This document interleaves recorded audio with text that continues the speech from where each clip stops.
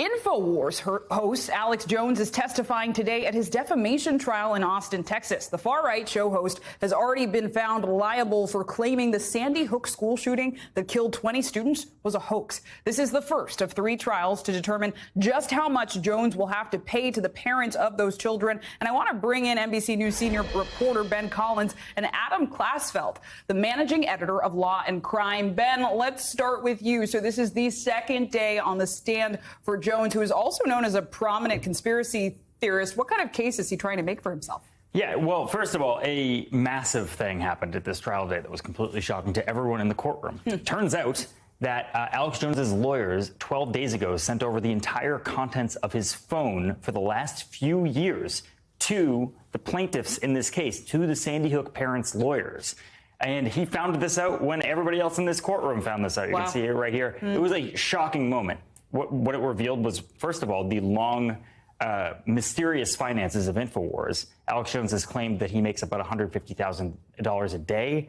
It's probably more like $800,000 a day. So that's about $300 million a year in profit, if extrapolated. It is a lot of money, and that's probably why he was trying to hide that from this jury, because this is a case for $150 million in damages. He's been saying that he's bankrupt, but that really doesn't back that up. I mean, that is a major development. So, Adam, then I want to bring you in, because the judges actually admonished Jones several times about his behavior in the court. What exactly is he doing? What are the judges' concerns? Well, there are a couple of things. One, he's speaking out of turn. On occasion, he was seen in court chewing gum.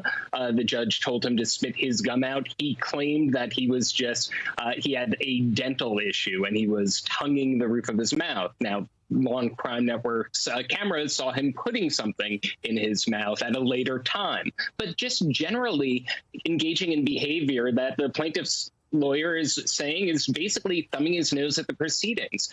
Just yesterday, during the testimony of the parents, after the father, Neil Heslin, had testified, Alex Jones went on the air in Infowars and insulted him. And there are things like this that are happening again and again during cross-examination today.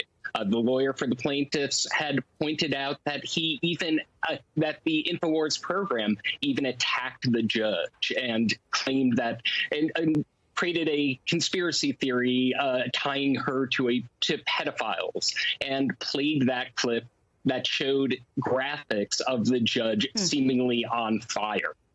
I mean, clearly, so it's that. Yeah, no, clearly a heated and animated trial that is happening right now. And so, Adam, I wanted to ask you, because I know that the judge actually admonished Jones several times in court. And in addition to that, the mother of a 6-year-old, Jessie Lewis, who died in the shooting, confronted him in court as well. Can you tell us about that? Yeah, so she went over to hand him a bottle of water. Alex has been, he said he has a torn larynx, and I would say strategically has been coughing over the course of this trial.